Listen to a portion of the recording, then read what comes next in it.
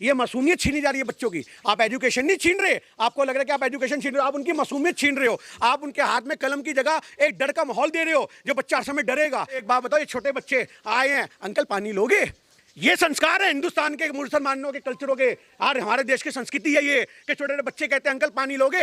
एक बोतल पानी नहीं, 4 बोतल पानी लेकर के आए। क्यों? गर्मी का माहौल है, प्यास लग सकती है। खुद मुसलमान लोग रोजे में रहते हैं, पर उसके बावजूद वो हिंदुस्तान के हर धर्म के लोगों को पूजना जानते हैं, किस प्रकार से संस्कृति को जीवित रखना है, किस प्रकार से हिंदुस्तान के कल्चर को बनाना है। हमारे हिंदुस्तान के अंदर धर्म देख के बुलडोजरों के मुंह मोड़े जा रहे हैं। सबसे बड़ा हमारे को ये दुख है। बताया जा रहा है कि 300 साल पुरानी मस्जिद है, बहुत पुरानी, सैकड़ों साल जो एक इबादत की जगहें हैं, आज उनको तोड़ के सरकार क्या साबित करना चाह रही है? तोड़ दिया गया। ये छोटे छोटे बच्चे मुझे बता रहे हैं कि अंकल हमारी तो उसकी किताबें अंदर थी, हमारी पेटियां अंदर थी, हमारे पलंग अंदर थे, वो शेड में देखो पंखों की हालत कर दी। मतलब आपने सामान निकालने तक की भी उनको फुर्सत नहीं दी, आपने कोई नोटिस नहीं दिया। आप बिना नोटिस के सब जगह बुलडोजर चलाओगे। ये बुलडोजर कल्चर कब तक चलेगा? मलबे को प्रणाम करेंगे? आप मस्जिदों को तोड़ रहे हो, आप मलबों को अंदर मस्जिदों को बदल रहे हो, रमजान के दिन चल रहे हैं, आप मुसलमानों को प्रताड़ित कर रहे हो। अगर एक सच्चे, आपको बता दूं, हर इंसान के सच्चे दिल की एक आवाज होती है। अगर इन बच्चों के मुंह से हाय निकल गई ना, तो सरकार का पूरा प्रशासन डोल जाएगा। ये मुसलमानों को कल्पाने की एक बहुत बड़ी मुहिम चल रही है कि मुसलमानों को प्रताड़ित किया जाए, उनके सब्र का इम्तिहान लिया जाए। आप समझो इस बात को। आज ये सब्र का इम्तिहान नहीं तो और क्या है?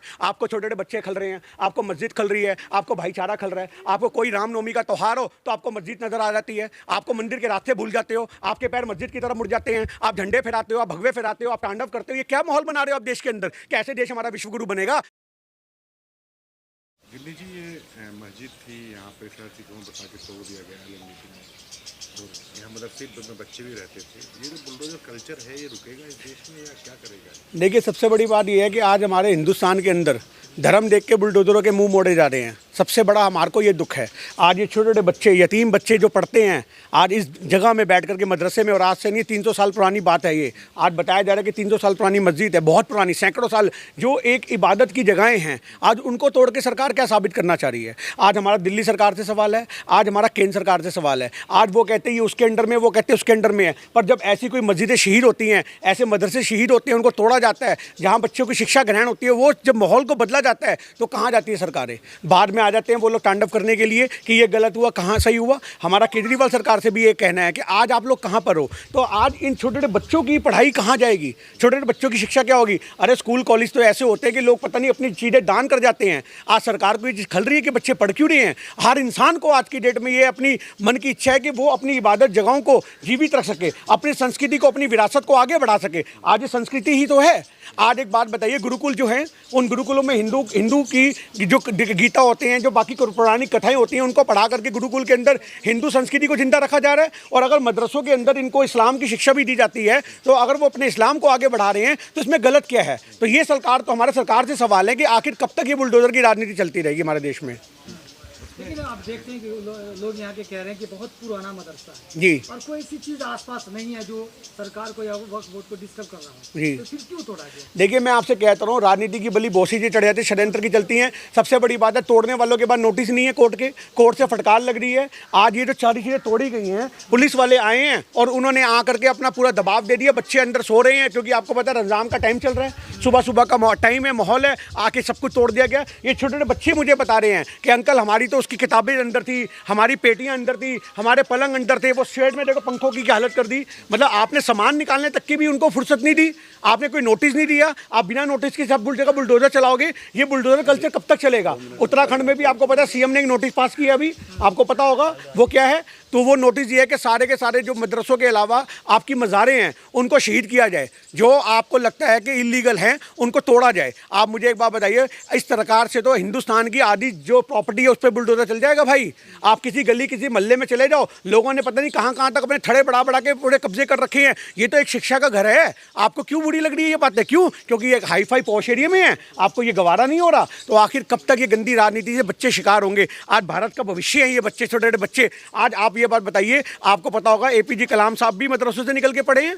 आज हमारे बड़े बड़े शिक्षा मंत्री जो मुसलमान रहे हैं, वो भी मदरसों से पढ़ के निकले हैं। तो आप मदरसों से इतना खलते क्यों? मोदी सरकार से हमारा सवाल है, केजरीवाल सरकार से हमारा सवाल है कि आपको मदरसे खलते क्यों हैं? एक शिक्षा का माध्यम आपको खलता क्यों है? आप एजुकेशन को दुरुस्त करने की बात करते हो, अगर आज संस्कृति को बचाया जा रहा तो गलत क्या है? हमें यह बात बताइए। आप अगर कहते हो ये गलत है, आप कहते हो कि कब्जा कर रखा है, आप कहते हो कुछ आप नोटिस तो दोगे?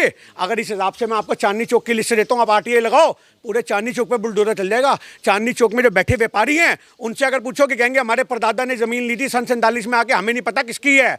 आज 20-20 रुपए की पर्चियों पे वहां पे जमीनें हैं, जिसकी जमीन है जो उसके असली मालिक हैं उनको ही नहीं पता कि चांदनी चौक में हमारी कौन सी दुकानें हैं। आप ये बात बताओ ना, बैठने वाले को पता किसकी जमीन पे बैठा हूं और जो जमीन के असली मालिक है उनको नहीं पता कि हमारी जमीन कहाँ है। तो इस प्रकार से पूरे चांदनी चौक पे बुलडोजर चला दो, उनके पास भी कागज नहीं होंगे। तो आज हमारे देश के अंदर जब तक ये गंदी मानसिकता रहेगी, मुसलमानों को प्रताड़ित करने की मानसिकता रहेगी, तब तक बच्चों के मन में एक डर पैदा होगा। ये छोटे बच्चों के मन में आप ये देखो ना, डर क्या होगा।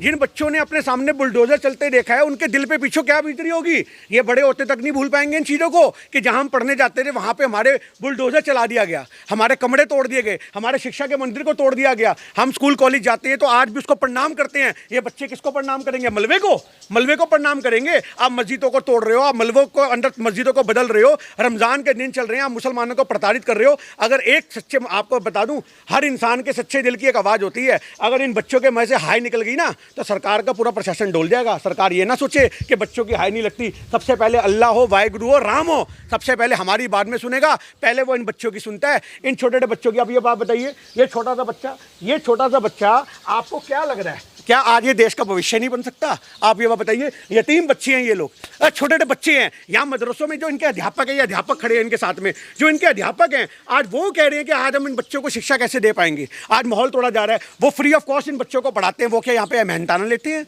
आप बताइए। अगर कोई उनको गुरु दक्षिणा के रूप में दे जाए तो वो एक अलग बात है, पर आखिर कब तक ये छोटे छोटे बच्चों को प्रताड़ित किया जाएगा? ये मासूमियत छीनी जा रही है बच्चों की। आप एजुकेशन नहीं छीन रहे, आपको लग रहा है कि आप एजुकेशन छीन रहे हो, आप उनकी मासूमियत छीन रहे हो। आप उनके हाथ में कलम की जगह एक डर का माहौल दे रहे हो, जो बच्चा हर समय डरेगा। आज वो यहाँ पर आज उनके लिए छोटा सा एकजुट प्ले ग्राउंड सा बन गया होगा कि हमें समझ नहीं आ रहा क्या, पर आज जब थोड़ा सा बच्चा बड़ा होगा ना, उसको सदमे लगेंगे कि भाई हम जहाँ पढ़ते थे वहाँ पे क्या हो गया, हम लोगों ने क्या गुनाह करा। सिर्फ ये गुनाह किया कि हम टोपी लगाते थे, ये गुनाह किया कि हम मुसलमान थे, ये गुनाह किया कि हम मदरसे से पढ़ते थे। आज हिंदुस्तान के अंदर जगह जगह मदरसों को बंद करने के ऑर्डर आ रहे हैं। सरकार कहती है कि आतंकवाद की फैक्ट्री है। अरे एक बात बताओ, ये छोटे बच्चे आए हैं, अंकल पानी लोगे? ये संस्कार है हिंदुस्तान के मुसलमानों के कल्चरों के, और हमारे देश की संस्कृति है ये कि छोटे छोटे बच्चे कहते हैं अंकल पानी लोगे? एक बोतल पानी नहीं, 4 बोतल पानी लेकर के आए। क्यों? गर्मी का माहौल है, प्यास लग सकती है। खुद मुसलमान लोग रोजे में रहते हैं, पर उसके बावजूद वो हिंदुस्तान के हर धर्म के लोगों को पूजना जानते हैं, किस प्रकार से संस्कृति को जीवित रखना है, किस प्रकार से हिंदुस्तान के कल्चर को बनाना है। आप इन छोटे बच्चों में आतंकवाद ढूंढते हो। अरे सरकार, तुम कौन से नजरिए से रह रहे हो? आप कहते हो कि मदरसों के अंदर, हिंदुस्तान के अंदर बंदूकों की ट्रेनिंग होती है, फलानी होती है, हमें तो यहाँ कुछ नहीं दिखता। ये एक मासूम से हमें अध्यापक दिखे और मासूम से बच्चे दिखे, और आप बात करते हो। आप एक छोटी सी बात बताओ, आरएसएस के अंदर की फोटोएं निकाल के बताओ जहां तलवारें आपने छोटे छोटे बच्चों के हाथ में पड़ा दी। हमें तो उन बच्चों से भी सिंपैथी है। हम तो कहते हैं आप आरएसएस में बच्चों को भेजते ही क्यों? आपको कितने बच्चे मैं ऐसे दिखा दूंगा जो आरएसएस के अंदर भी बंदूक लेकर के, हाथ में छोटी छोटी तलवारें लेकर के खड़े हैं। उन बच्चों को तुम क्या सिखा रहे हो? यहाँ तो कलम पकड़ना सीख रहे हैं वो। आप उनकी कलम को जबरदस्ती छीन करके बंदूक कट लैग उनके माथे पे लगाना चाहते हो। आपको हर मुसलमान में आतंकवाद दिखता है, आपको हर मुसलमान में अपना विरोधी दिखता है। पर आज हमारे देश की सभ्यता है, आज हमारे देश की संस्कृति है, हिंदू मुस्लिम सिख ईसाई आपस में सब भाई भाई। उस विरासत को हम विद्यमान रखेंगे, उसे टूटने नहीं देंगे। सरकार के किसी मंसूबे को हम पूरा नहीं होने देंगे। और मैं आपको बता दूं, ये दिल्ली की बंगाली मार्केट अपने आप में बहुत रईसों की मार्केट है। आप बाहर निकलोगे, सारा कोठियों से भरा हुआ माहौल है। तो सरकार को यह गवारा नहीं हुआ कि यहाँ पे 1 इंच जमीन की कीमत भी लाखों रुपए में है, तो इतनी बड़ी जगह में आज मदरसे क्यों पनप रहे हैं? आज क्यों बच्चों को शिक्षा दी जा रही है? अरे स्कूल ही तो है। अगर आज तुम्हारे को लग रहा है, आपको पता होगा कितने स्कूल, कितने कॉलेज सरकार ने 100 साल की लीज पे दे रखे हैं। आपको पता है 1 रुपए गज के हिसाब से जमीन देती है सरकार। आप स्कूल खोलना चाहो, कांग्रेस की गवर्नमेंट ने 1 रुपए गज में स्कूल खोलने के लिए जगह दे रखी है लोगों को। और आपको तो मदरसों को और सुविधाएं देनी चाहिए थी, आपको तो फैसिलिटी देनी चाहिए थी बच्चों के लिए, आपको बच्चों के लिए झूले लगाने चाहिए थे। गवर्नमेंट का ये दायित्व बनता था। आपको यहाँ के आके टीचरों से पूछना चाहिए था कि आपको कौन सी सुविधाएं चाहिए बच्चों के लिए, हम देंगे। आप ये बात बताओ, आपको बच्चों की शिक्षा के अलावा उनके कपड़े लत्ते हर चीज़ को आपको दुरुस्त करना चाहिए। पर आप नहीं, गंदी राजनीति करते हो आप लोग। आप आते हो और यहाँ पे आकर के ओखला के विधायक साहब भी आए, सब लोग आए, आज सब ने अपने अपने व्यक्तंगे दिए, पर हम किसी संतुष्ट नहीं हुए, क्योंकि हमें हर के एक के व्यक्तंगे में, अमानुल्लाह ताब साहब के भी व्यक्तंगे में हमें राजनीति दिखी। वो कहते हैं कि हमें पता ही नहीं लगा, मैं ही वक्फ बोर्ड हूँ, इंग्लिश बोल रहे हैं, पर उनको इंग्लिश का महत्व नहीं पता।